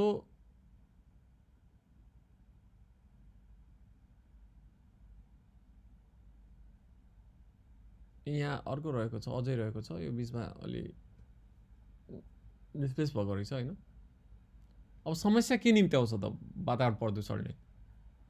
अम्लीय वर्षा हुन्छ, भूस्खलन, बाढी पहिरो बढ्छ, हरितगृह प्रभाव हुन्छ होइन, आणविक हिउँद हुन्छ होइन, मरुभूमिकरण होइन, त्यसै गरी ओजन तह पातलिने, जैव विविधता ह्रास हुने, यस्तो चाहिँ असरहरू ल्याउँछ। अब फोहोर मैला व्यवस्थापनको उपाय भन्ने छ। अब यसको लागि चाहिँ अब के छ त तपाईँको चाहिँ स्वच्छ जीवनशैली अवलम्बन गर्ने होइन, जति तपाईँले कम तपाईँको चाहिँ त्यो क्रिएट गर्नुहुन्छ त्यो गार्बेजहरू होइन, त्यति नै तपाईँको चाहिँ सफा रहन्छ होइन। राजनीतिक प्रतिबद्धता जुटाउने यो व्यवस्थापनको लागि फर्मुला व्यवस्थापन सम्बन्धी नियमको प्रभावकारी कार्यान्वयन गर्ने, वासेल सन्धिको कार्यान्वयन गर्ने होइन, 4 को उचित वर्गीकरण तथा 3R टेक्निक रिड्युस, रियुज र रिसाइकल गर्ने, उचित ल्यान्डफिल साइटको व्यवस्था गर्ने, फर्मुला व्यवस्थापन सम्बन्धी सचेत र अभिवृद्धि गर्ने। जलवायु परिवर्तनका कारण विविध मानवीय क्रियाकलापले गर्दा कुनै निश्चित स्थानको औसत मौसममा हुने परिवर्तन जलवायु परिवर्तन हो। यसका कारणहरू हेर्नुहोस्: हरितगृह ग्यासको उत्सर्जन, अव्यवस्थित औद्योगिकरण, वन विनाश, बढ्दो सहरीकरण, फर्मुले तथा वातावरण प्रदूषण, यो रहेको छ कारणहरू। पछिल्लो 1 शताब्दीमा विश्वको वायुमण्डलीय तापक्रम करिब 0.74 डिग्री सेन्टिग्रेडले बढेको तथ्यले समेत जलवायु परिवर्तनको विकराल दृश्य प्रष्ट हुन्छ। तसर्थ यसलाई रोक्न न्यूनीकरण तथा अनुकूलन जस्ता विविध उपाय अपनाउन सकिन्छ भन्छ। अब जलवायु परिवर्तनका असरहरू लेख्नुहोस् भन्ने प्रश्न आइराखेको छ होइन। यसमा के लेख्ने त? तापक्रममा वृद्धि गरेको छ, घट्दो वर्षा छ, असामान्य मौसमका घटनामा वृद्धि भएका छन्, जैविकतामा ह्रास भएको छ, हिमताल फुट्ने खतरा बढेको छ, बिरुवामा फुल चाँडै लागेर फलको गुणस्तरमा ह्रास भएको छ, बढ्दो प्राकृतिक प्रभाव छ, टापु राष्ट्र दुख्ने खतरा छ। यस्तो चाहिँ विभिन्न कुराहरू लेख्न सक्छौँ। अब जलवायु परिवर्तन समाधानका उपायहरू लेख्नुहोस् भन्नेमा आउँदाखेरि 2टा उपाय छन् मेन, एउटा मिटिगेसन, एउटा एडाप्टेसन। मिटिगेसन न्यूनीकरण र एडाप्टेसन अनुकूलन। अब न्यूनीकरणमा हेर्नुहोस्, हरितगृह ग्यास उत्सर्जन कटौती गर्दै जलवायु परिवर्तनको असर कम गर्ने प्रक्रिया हो। भनेको चाहिँ के गर्ने त? तपाईँको चाहिँ इमिसनै कम गर्ने। यस अन्तर्गत हरितगृह उत्सर्जन घटाउने, वृक्षारोपण गर्ने, वैकल्पिक ऊर्जाको प्रयोगमा जोड दिने उपाय पर्दछन्। अब अनुकूलन, अब के भयो कि अब यो हुन्छ नै होइन, यो के त तपाईँको जलवायु परिवर्तन त अब यो असर, त्यसको जे असर हुनेवाला छ त्यसलाई कम गर्ने हो क्या हो। सिधै अब तपाईँको यो तपाईँको हुने प्रक्रियालाई त रोक्न सकिँदैन भन्छ यसले। जलवायु परिवर्तनका नकारात्मक असरसँग घुलमिल हुन सक्ने गरी वातावरण सिर्जना गर्नु भनेको के हो? अनुकूलन हो। यस अन्तर्गत वर्षातको पानी सङ्कलन, वन फडानी रोक्ने, मिश्रित बाली नाली लगाउने, बाढी पहिरो नियन्त्रण गर्ने होइन, यस्तो यस्तो कुराहरू पर्छ। अब कार्बन व्यापारको बारेमा लेख भनेर कहिलेकाहीँ प्रश्न आउँछ। कार्बन व्यापारको बारेमा हेरौँ। कार्बन व्यापार भनेको कार्बनको उत्सर्जन गर्न पाउने कोटाको व्यापार हो। बढी कार्बन उत्सर्जन गर्ने मुलुकले कम कार्बन उत्सर्जन गर्ने मुलुकले कम कार्बन उत्सर्ग गर्ने मुलुकको कोटा खरिद गरी कार्बन उत्सर्जनको अधिकार प्राप्त गर्छ। भने यो कस्तो भनेपछि जस्तो तपाईँको चाहिँ अमेरिकाले धेरै नै के गर्छ, तपाईँको चाहिँ यो कार्बन के गर्छ, इमिसन गर्छ। नेपालले कम गरेको छ। अब यिनीहरूलाई चाहिँ सबैलाई कोटा दिएको हुन्छ होइन, यतिसम्म इमिसन गर्ने भन्ने। अब उनीहरूले त जुन देशमा इन्डस्ट्रियल डेभलपमेन्टहरू, ट्रेडहरू बढी छ, त्यो देशमा अभियसली कार्बन इमिसन बढी हुन्छ। त्यसपछि जुन जुन कन्ट्रीको भागमा जुन कोटा थियो, उसले चाहिँ यदि त्यो कन्ट्रीले चाहिँ त्यति इमिसन गरेको छैन होइन, यो चाहिँ मेजर गरिन्छ होइन, त्यो गरेको छैन भने उसले चाहिँ के गर्ने भयो त, त्यो कोटा चाहिँ लिने भयो उसले चाहिँ त्यो कन्ट्रीको भागमा त्यो लिने भयो र उसले के गर्ने भयो, बढी इमिसन गर्ने भयो। त्यो जसले गरेको छैन त्यो कोटा बराबरको चाहिँ के दिने भयो, उसलाई एमाउन्ट दिने भयो, फन्डिङ गर्ने भयो त्यो अर्को कन्ट्रीले। सो त्यसलाई कार्बन ट्रेड भन्छ होइन। अब यसको विरोध नै हुन्छ होइन। अब यो कस्तो भने चाहिँ अब यसमा चाहिँ यसमा पनि आफ्ना केही पोजिटिभ साइड पनि छन् होइन। अब यसमा फाइदा के छ त? नेपालले सामुदायिक वनहरूले कार्बन ट्रेड गरी अर्थ आर्जन गर्न सक्छ होइन। नाङ्गा डाँडापाखामा वृक्षारोपण गर्दा पर्यावरणीय संरक्षणमा टिका पुग्छ होइन। वन पैदावार संरक्षण हुन्छ।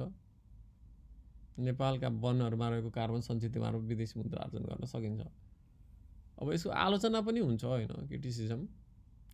अब कार्बन ट्रेडले कार्बन उत्सर्जनलाई निरुत्साहित गर्नुको साटो वैधता प्रदान गर्छ। अब यसले लेजिटिमेट बनाइदिन्छ कि कार्बन ट्रेडलाई, किनभने चाहिँ त्यो कन्ट्रीले कोटा लिन्छ र इमिसन गर्छ नै। अल्टिमेटली त कार्बन तपाईँको इमिसन त घटेन नि त। नेपाल जस्तो मुलुकको कार्बन ट्रेड सन्दर्भमा बार्गेनिङ पावर कमजोर हुँदा उचित लाभ लिन सकेको छैन। अब नेपालले जो इन्टरनेसनल फोरमहरू छ त्यो ठाउँमा गएर चाहिँ अब आफूले एउटा हुन्छ नि प्रभावकारी ढङ्गमा चाहिँ अब बार्गेन नगर्दाखेरि के हुन्छ, त्यति लाभ लिन सकेको छैन जति लिनु पर्थ्यो। अब विकसित मुलुकको मुहाली हुन्छ यो कन्सेप्टमा चाहिँ। सो यो छ। अब गरिबीको प्रकार लेख्नुहोस् भन्ने प्रश्न छ। अब 2 किसिमको हुन्छ हेर्नुहोस्, सापेक्ष र निरपेक्ष, relative poverty and the absolute poverty भन्छ। अब गरिबी पोभर्टी भनेको जो बेसिक फन्डामेन्टल तपाईँको निड्सहरू छ त्यो नै फुलफिल नगरेको अवस्था होइन, आधारभूत तपाईँको आवश्यकताहरू पूर्ति नभएको अवस्था। अब सापेक्ष गरिबी भनेको तुलनात्मक गरिबी हो। यसमा व्यक्ति वा समूहबीच अर्को व्यक्ति वा समूहसँग तुलना हुन्छ, अथवा तुलनात्मक रूपमा न्यून आय स्तर भयो भने, जस्तो एक व्यक्ति अथवा एक समूहको कम्पेयरमा अर्को व्यक्ति वा समूह चाहिँ के छ त तुलनात्मक रूपमा चाहिँ गरिब छ भने त्यो पनि के भयो, सापेक्ष गरिबी भयो। जस्तो अब तपाईँको चाहिँ जेफ बेजोसहरू, एलन मस्कहरूसँग कम्पेयर गर्ने भने विनोद चौधरी पनि के भयो त सापेक्षिक रूपमा गरिब भयो। विनोद चौधरीसँग हामीले कम्पेयर गर्दा हामी सापेक्षिक रूपमा गरिब भयो। तर हामी निरपेक्ष गरिब नहुन पनि सक्छौँ। त्यो भने के हो त? निरपेक्ष गरिब भने यो आधारभूत आवश्यकता प्राप्त गर्नबाट वञ्चित अवस्था हो। भने अब बेसिक निडहरू फुलफिल छ, त्योभन्दा माथिको लेभलमा छौँ भनेपछि हामी निरपेक्ष गरिब चाहिँ भएनौँ। यसलाई वास्तविक गरिबी समेत भन्ने गरिन्छ। यो बढ्दा देशको समग्र गरिबी समेत बढ्दछ। यो भनेको चाहिँ अर्थात् यो बढ्यो भने देशको गरिबी बढ्छ भन्ने खोजेको हो। अब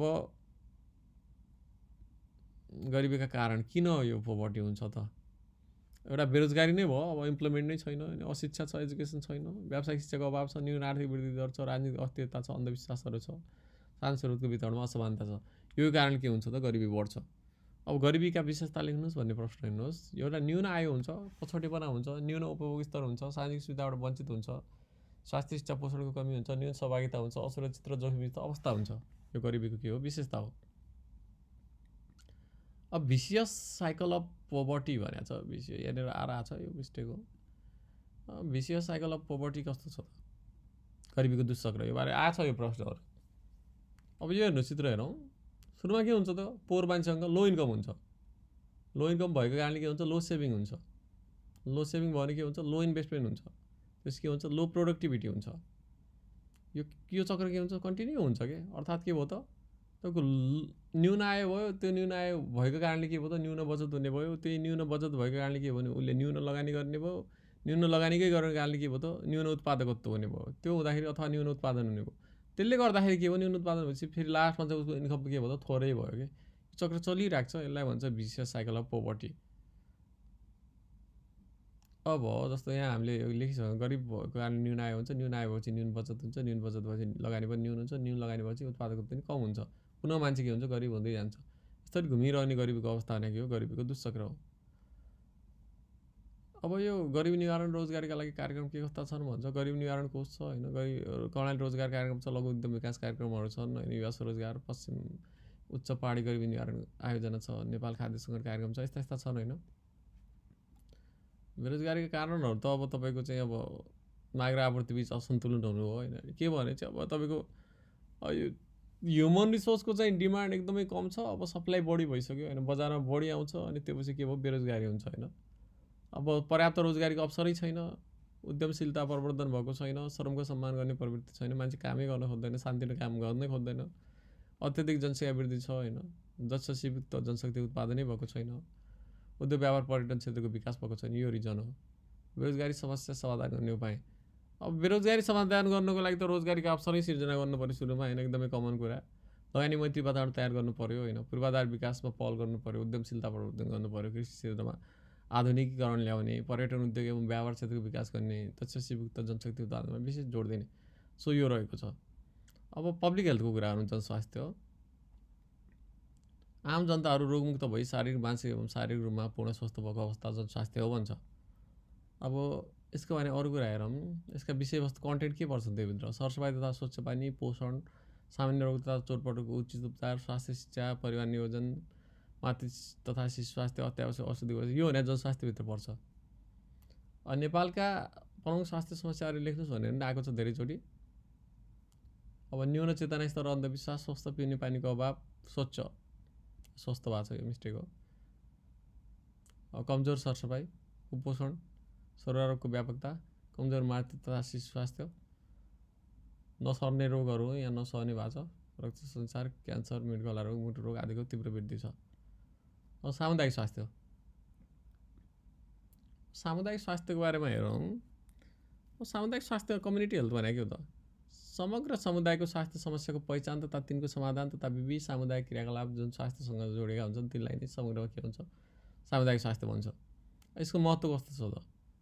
स्वस्थ जनशक्ति तयार गर्न टेवा पुर्याउँछ, स्वस्थ वातावरण तयार गर्न मद्दत गर्छ, त्यसै गरी स्वास्थ्य सेवाहरूको उपलब्धता वृद्धि गर्छ, विविध सामुदायिक स्वास्थ्य समस्या निवारण गर्न सहयोग गर्छ, छोरा रोग तथा सङ्क्रामक रोगको न्यूनीकरण हुन्छ, चेतना स्तर पनि वृद्धि गर्छ। नेपालका प्रमुख स्वास्थ्य समस्या लेख्नुहोस् भनेर आएको छ धेरैचोटि। नेपालका प्रमुख स्वास्थ्य समस्याहरू: छोरा रोगको सङ्क्रमण, उच्च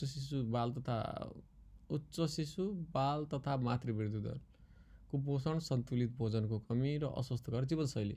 यो प्रमुख के हो त? स्वास्थ्य समस्याहरू हो। त्यसै गरी स्वास्थ्य तथा चेतनाको कमी, दक्ष स्वास्थ्यकर्मीको अभाव, यो रहेको छ।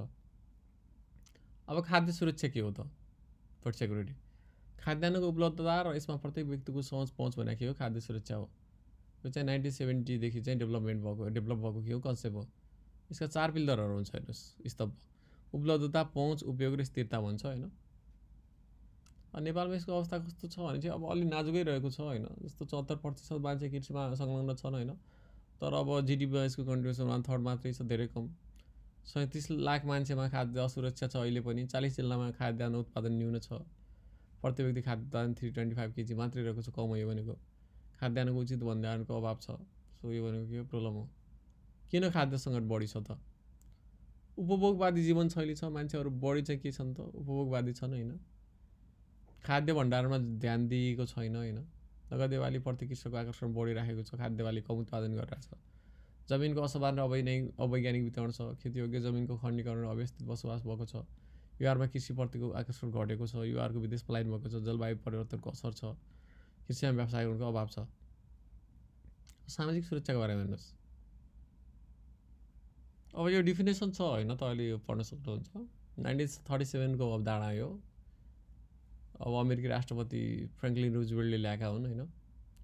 अब सबै मान्छेहरू जो सोसाइटीमा भएका छन्, सबै वर्ग जाति होइन, भाषाभाषी लिङ्गका होइन, मानिसहरूले समानपूर्वक बाँच्न पाउने, सामाजिक क्रियाकलापमा भाग लिन पाउने होइन, सामाजिक वस्तु उपभोग गर्न पाउने अवस्थाको सिर्जना भने सामाजिक सुरक्षा भन्छ। यसका उद्देश्यहरू जस्तो विपन्न पिछडिएका वर्गहरू छ, तिनको चाहिँ के छ त? न्यूनतम आयको सुनिश्चितता गर्ने हो होइन। उपभोग र वितरणको सुनिश्चितता गर्ने, आधारभूत सुविधाका लागि सहयोग गर्ने होइन, सरकार र नागरिक सुसम्बन्ध कायम गराउने, मौलिक तथा मानव अधिकारको प्रत्याभूति गर्ने, सामाजिक कल्याणमा वृद्धि गर्ने, यस्तो रहेको छ। यसका क्षेत्रहरू के हुन् त? सामाजिक सम्मान र सुरक्षा, खाद्य सुरक्षा, उचित बसोबास, स्वास्थ्य शिक्षाको सहज उपलब्धता, यो भने सामाजिक सुरक्षा क्षेत्र हुन्। अब ऊर्जा सङ्कट हेर्नुहोस्। ऊर्जाको माग र आपूर्ति बिचको चरम असन्तुलन भनेको के हो? ऊर्जा सङ्कट हो।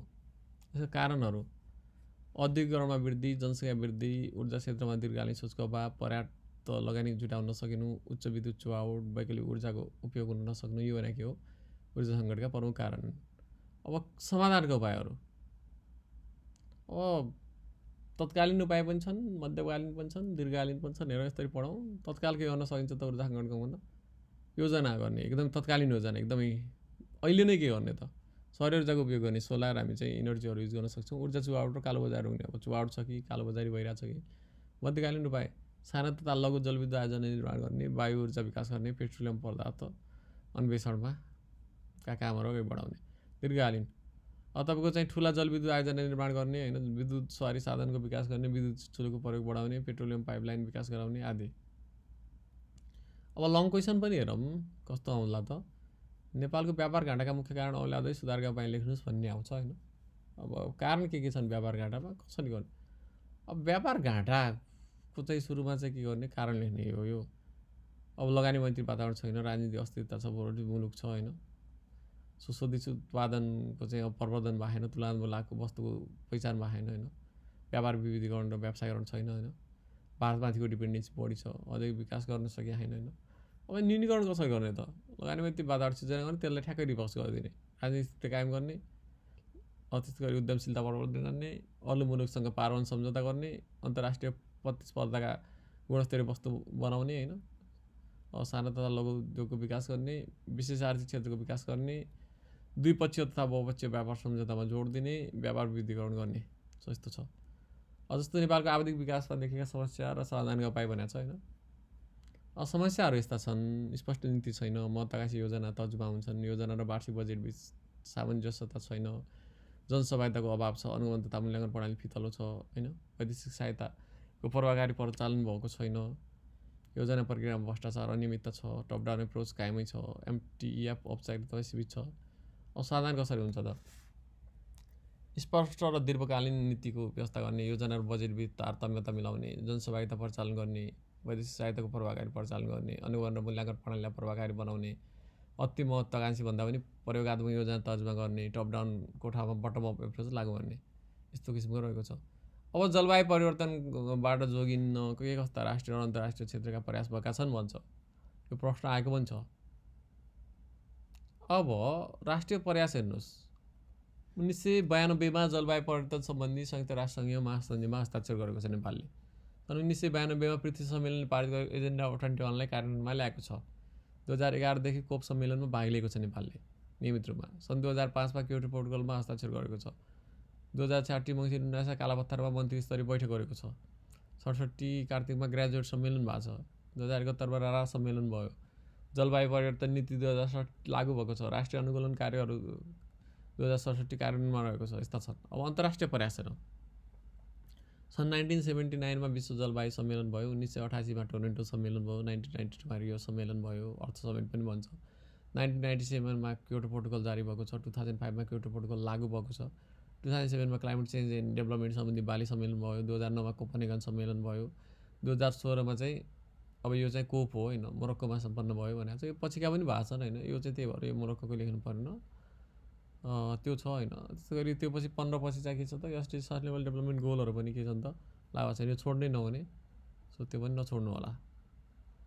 अब सामाजिक सुरक्षा प्रवर्धन सञ्जाल के कस्ता नीतिगत र संस्थागत व्यवस्था छन् भन्ने प्रश्न छ होइन। नीतिगत व्यवस्था के छन् त सामाजिक सुरक्षा प्रवर्धनको लागि? अब संविधानको धारा 43 मा सामाजिक सुरक्षाको हकको कुरा छ होइन। देवानी तथा फौजदारी संहिता 2074 छ होइन। आदिवासी जनजाति उत्थान राष्ट्रिय प्रतिष्ठान 2058 छ। अपाङ्ग कल्याण तथा सशक्तिकरण 2039 छ। बालबालिका सम्बन्धी ऐन छ 2048। समाज कल्याण ऐन छ 2039। उपभोक्ता संरक्षण ऐन छ होइन। कमाई श्रम निषेध ऐन छ। बाल श्रम निषेध ऐन छ। श्रम ऐन छ। ज्येष्ठ नागरिक सम्बन्धी ऐन छ। दैविक पर्व उद्धार ऐन छ। सुशासन ऐन छ। ट्रेड युनियन ऐन छ। संस्थागत व्यवस्था के छन् त? सङ्घीय महिला तथा स्थानीय विकास मन्त्रालयका कुराहरू छ होइन। महिला बालबालिका समाज कल्याण मन्त्रालय छ। शान्ति तथा पुनर्निर्माण मन्त्रालय छ। सेना तथा प्रहरी कल्याणकारी कोष छ। गाउँपालिका नगरपालिकाहरू छ। एनजिओ छ। नागरिक सभा छ। यस्ता चाहिँ व्यवस्थाहरू छन्। सो यसरी चाहिँ हामीले चाहिँ यो 35 नम्बरको जुन पार्ट ए रहेको छ यो सबै सकाएका छौँ। र यो भिडियो तपाईँलाई चाहिँ उपयोगी हुनेछ भन्ने मेरो एकदमै अपेक्षा रहेको छ। र तपाईँले चाहिँ यो भिडियो चाहिँ सुरुदेखि हेर्नुभयो होला भन्ने चाहिँ मैले विश्वास लिएको छु। र तपाईँले भिडियो कुनै ठाउँमा अब यो अलिक फास्ट जस्तो लाग्यो, मैले थ्रोले एकदमै लाइन बाई लाइन पढिनँ भने तपाईँले चाहिँ पज गरेर चाहिँ पनि पढ्न सक्नुहुन्छ, टिप्न सक्नुहुन्छ र सब्सक्राइब गर्न सक्नुहुन्छ हाम्रो च्यानललाई होइन। त्यो छेउमा रहेको चाहिँ नोटिफिकेसन चाहिँ जुन बेल रहेको छ त्यसलाई पनि तपाईँले क्लिक गर्न सक्नुहुन्छ ताकि हामीले भिडियो अपलोड गर्न साथ तपाईँ कहाँ पुग्नेछ त्यसको नोटिफिकेसन। र यो भिडियोलाई लाइक पनि गर्न सक्नुहुन्छ ताकि तपाईँको लाइक लिस्टमा चाहिँ यो भिडियो भेटिनेछ जति बेला नि हेर्नुको लागि। सो भिडियो सेयर पनि गर्न सक्नुहुन्छ। सो यो भिडियो हेरेर साथ दिनुभयो तपाईँहरूलाई चाहिँ धेरै धेरै धन्यवाद। र यस्तै भिडियोहरू चाहिँ जुन अब चाहिँ च्याप्टर बी रहेको छ खण्ड ख र गको पनि लिएर आउनेछौँ र प्रतीक्षा गर्नुहोला र हाम्रो च्यानलमा चाहिँ भिजिट गरिराख्नु होला। हस् त, धन्यवाद, नमस्ते।